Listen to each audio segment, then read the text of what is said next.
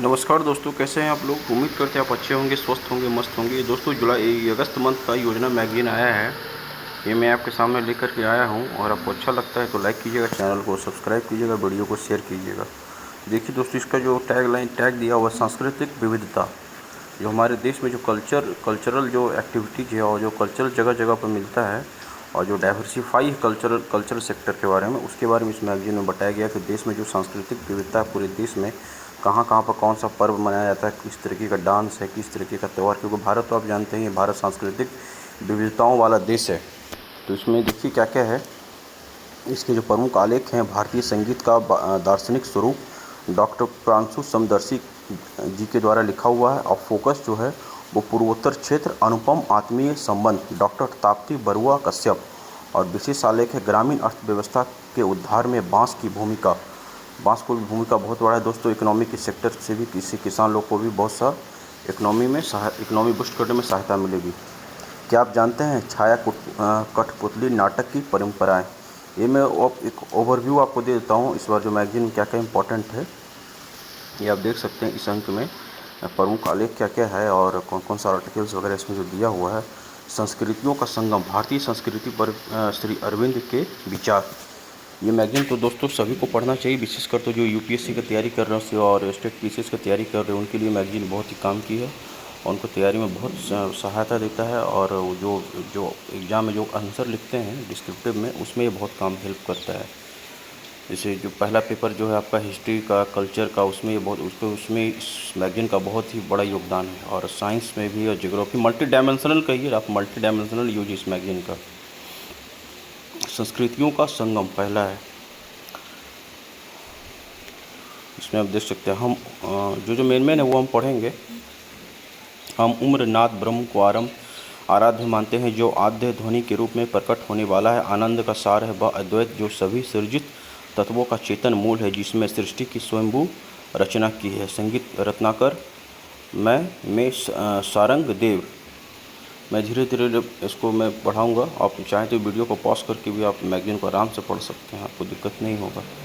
मैं धीरे धीरे एक ओवरव्यू आपको इस मैगजीन का दे देता हूँ। मिले सुर ताल, भारतीय संगीत का दार्शनिक स्वरूप डॉक्टर प्रांशु समदर्शी जी के द्वारा लिखा हुआ है। भारतीय शास्त्रीय संगीत ने भारत के समग्र संस्कृति के विकास में महत्वपूर्ण योगदान दिया है। इसके अलावा भारतीय शास्त्रीय संगीत के संबंध में यह ध्यान दिया जाना चाहिए कि भारतीय शास्त्रीय शब्द केवल यह सुझाता है कि शास्त्र के मौलिक परंपरा के अनुसार इसका आधार नियत परिपाटी का अनुसरण करता है। इस संगीत का भारतीय नाम शास्त्रीय संगीत है।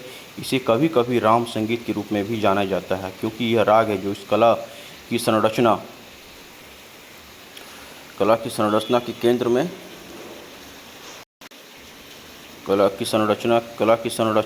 संरचना के केंद्र में है। इस प्रकार शास्त्रीय शब्द किसी पुरानी शैली या समय अवधि को नहीं दर्शाता, जैसा कि पश्चिमी संगीत परंपरा में मौजूद है। मैं नीचे पलटते जा रहा हूँ। भारत, एक आप ओवरव्यू कर ले लीजिए मैगजीन का। इस बार क्या क्या इसमें अपडेट है। विभिन्न संगीतों चित्रों का उपयोग करते चरित्र।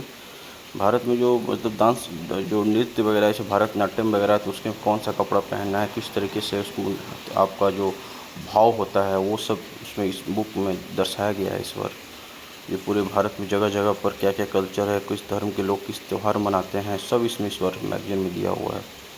इसको पढ़ के इस बार आप इस मैगजीन से पढ़ के भारत का जो डाइवर्सिफाई जो कल्चरल है वो आपको जानकारी इसमें मिल जाएगा। मैं धीरे धीरे नीचे आपको इस पेज को लेते जा रहा हूँ। अछूता स्वर्गलोक, फोकस पूर्वोत्तर क्षेत्र, अनुपम आत्मीय संबंध। उनमें से सैकड़ों पहाड़ों और घाटियों से होकर तीव्र गति के साथ सभी बाधाओं को तोड़ते हुए नीचे की ओर एक होने के लिए बढ़ती है, महान ब्रह्मपुत्र में विलीन होने के लिए। देखिए, पूर्वोत्तर पर विशेष फोकस है भी भारत सरकार के द्वारा। पूर्वोत्तर को कई पिछले साल से देखा किया गया, लेकिन इस बार भारत सरकार ने पूर्वोत्तर विशेष ध्यान दिया है। जातीय रूप से अधिकांश जनजातियाँ इंडो मंगोलॉयड नस्लीय वंश से संबंधित और बृहद चीन तिब्बती भाषाई परिवार के विभिन्न वर्गों और उपवर्गों की भाषाएं बोलती है। असम की बोडो, रथा, डिमासा और कार्बो भाषाएं, मेघालय की गारो, त्रिपुरा की कोक, बोरोक और अरुणाचल प्रदेश, नागालैंड, मिजोरम और मणिपुर की पहाड़ियों में बोली जाने वाली अधिकांश भाषाएं चीनी तिब्बती भाषा परिवार के तिब्बती बर्मी उपशाखा से संबंधित है। दूसरी तरफ असमी नव इंडो आर्यन परिवार से है, जबकि खासी मेघालय में बोली जाने वाली एक मोनखोर भाषा है। मणिपुर में चेराइवा मणिपुरी नव वर्ष का त्यौहार है जो लाई हरोबा त्यौहार को मंगलाई नामक वन देवता को प्रसन्न करने के लिए मनाया जाता है। यायोसांग सप्ताह भर चलने वाला के अद्भुत होली उत्सव है। रथ यात्रा जिसे कांग चिगम्बा भी कहा जाता है 9 दिवसीय रथ त्यौहार है जो भगवान जगन्नाथ को समर्पित है। रेख खली मेघालय के बारे में बताया गया है। चोकारी नगा लोक नृत्य भारत का बहुत सा राज्य जो है दोस्तों वहाँ विशेष तरह का त्यौहार मनाते हैं। झारखंड का जो छत्तीसगढ़ सरायकेला जिला वो छऊ के लिए प्रसिद्ध है। भारतनाट्यम है, कथकली है, ये विशेष राज्य से संबंधित है, वहाँ पर विशेष रूप से मनाया जाता है। बांस का सांस्कृतिक संबंध, बांस का इसमें देखिए कल्चरल जो संबंध है, एक्टिविटी रिलेशन है वो इसमें बताया गया है। बेंत और बांस शिल्प, बांस से भी बहुत से लोगों को रोज़गार मिला हुआ है। इसको पढ़ के आप बांस से संबंधित देश में क्या क्या योजनाएं सरकार के द्वारा लाई गई है इसके बारे में आप जानकारी प्राप्त कर सकते हैं। सॉरी दोस्तों, बांस से तरह तरह का सोफा सेट बन रहा है। आजकल तो पीने का पानी का बोतल भी बांस से बनने लगा है। ग्रामीण अर्थव्यवस्था के उद्धार में बांस की भूमिका, सुरेश प्रभु जी के द्वारा लिखा हुआ। प्राकृतिक और स्वदेशी कच्ची सामग्री के तौर पर बांस ग्रामीण अर्थव्यवस्था के उद्धार में महत्वपूर्ण भूमिका अदा कर सकती है। यह कृषि और उद्योग दोनों ही क्षेत्रों को प्रभावित करने की क्षमता रखती है। यह पृथ्वी पर पर्यावरण के लिए सबसे ज़्यादा अनुकूल पौधा है। यह कार्बन का सबसे ज़्यादा पृथक्करण करने वाला पादप प्रजातियों में से एक है। बांस तेज़ी से बढ़कर कुछ एक वर्षों में ही तैयार हो जाती है। यह कटाई के बाद फिर से बढ़ जाती है और इसे बार बार रोपने की ज़रूरत नहीं होती। मतलब एक बार आप लगा दी तो बाढ़ ऑटोमेटिक ये बढ़ते जाता है। बांस तो जानते हैं ऐसे बहुत सी चीज़ में होता है। वो हिंदू धर्म में बांस का जो रामनवमी पूजा होता है वहाँ पर भी बांस का यूज होता है ध्वजा फहराने में, और भी बहुत से कार्यों में बांस का उपयोग किया जाता है।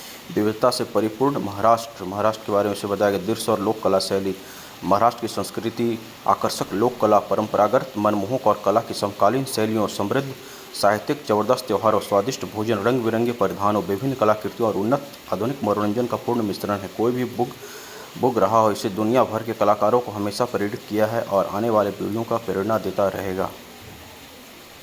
महाराष्ट्र के बारे में, जो महाराष्ट्र का जो कल्चर उसके बारे में बताया गया है।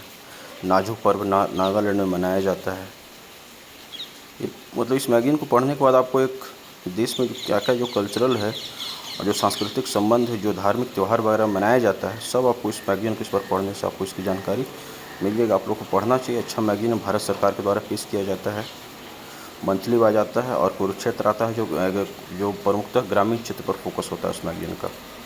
विविधता में एकता की शक्ति, गुजरात के बारे में बताया गया है। मारू गुजरात अशोक कलारिया जी के द्वारा लिखा गया है।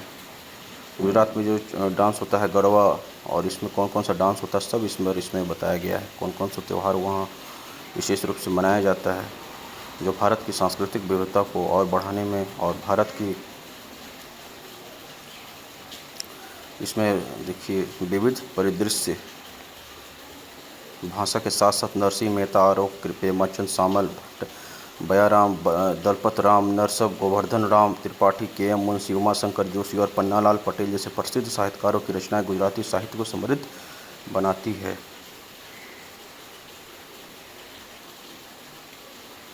आप मोबाइल से इस वीडियो को पॉज करके इस मैगजीन को आप आराम से पढ़ सकते हैं। मोटे अनाज की सांस्कृतिक एक अवलोकन। मोटे अनाज में भारत सरकार विशेष ध्यान दे रही है क्योंकि इसमें पौष्टिक तत्व पाया जाता है और पॉलिश किया हुआ अनाज है उसमें जो चमकदार अनाज होता है, जैसे चावल आजकल बहुत सा वेराइटी का है, उसमें जो इंग्रेडिएंट्स होता है, जो उसका जो पोषक तत्व होता है वो निकल जाता है। तो मोटे अनाज में ऐसा नहीं होता है। देखिए तमिलनाडु के बारे में बताया गया। तमिलनाडु के मंदिरों का शिलालेख प्रदीप चक्रवर्ती जी के द्वारा लिखा गया। तमिलनाडु देखिए मंदिरों में बहुत सारा ढेर तरीके का मंदिर है। मंदिर किस तरीके से बनाया गया है सब इस बार इस मैगजीन में आपको पढ़ने को मिलेगा। भारत का खाद्य पदार्थ का क्या स्थिति, मोटे अनाज की सांस्कृतिक एक अवलोकन, तमिलनाडु के मंदिरों का शिलालेख। तो देखिए कहाँ का क्या व्यंजन है, किस राज्य का व्यंजन है। जैसे बिहार का लिट्टी चोखा यहाँ का फेमस है। जलेबी जानते हैं भारत का प्रमुख मिठाई है। नेशनल जिसको आप पढ़ सकते हैं। क्षेत्रीय सुरक्षा, भारत चीन संबंध समायकी है। ये देखिए पारंपरिक नाट्य मंच। अब वीडियो को पॉज करके एक एक लाइन को आप आराम से पढ़ सकते हैं। आपको मैगजीन खरीदने की ज़रूरत भी नहीं पड़ेगा। मेरा ये प्रयास अगर आपको अच्छा लगा तो लाइक कीजिएगा, चैनल को सब्सक्राइब कीजिएगा, वीडियो को शेयर कीजिएगा। राष्ट्रीय ध्वज का निर्माण, भारत की लोक और जनजातीय कला समृद्ध विरासत। एक भारत श्रेष्ठ भारत,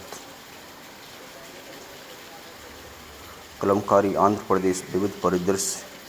ठीक है दोस्तों, अगर आपको अच्छा लगा तो लाइक कीजिएगा, कमेंट कीजिएगा। फिर मैं नेक्स्ट वीडियो में आपसे मिलूँगा, तब तक आप अपना ख्याल रखें।